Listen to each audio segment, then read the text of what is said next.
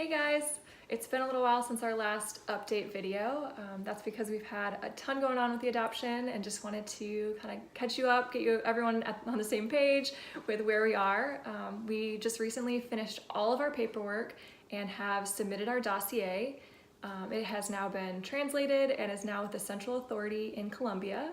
What that means is that they are actually reviewing all the paperwork to make sure they have no other questions, they don't need any other information before they actually approve our adoption. We haven't been matched with a child yet. That just means that we are officially eligible with the government of Colombia to adopt. At the same time that that's been happening, we have also submitted all of our paperwork for immigration and have recently received our letter of approval from the US government. That means that our government has accepted our adoption and will allow us to bring a child back home from Colombia. Yeah, another huge update, which is pretty unbelievable, is we are 100% funded for our adoption. And we are just blown away at the generosity and have some people to thank that really got us to the finish line.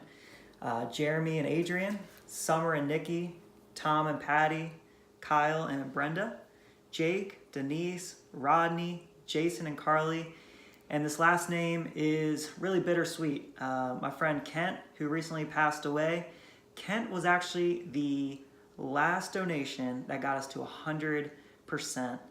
And although he isn't here any longer, I will always have this memory of how generous Kent is. And we had the opportunity to go grab coffee a week before he passed away, and he could not have been more excited, more encouraging of this process.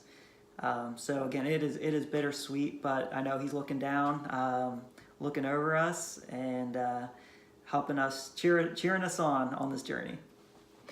That said, we would really appreciate kind of prayers as we enter into this next phase of our adoption process. The waiting is really uncertain. Timeline is really up in the air. It could be a couple months, it could be a couple years. And that just really depends on, the children that are available. And that's really open to God's timing of when we're actually going to be ready to become parents.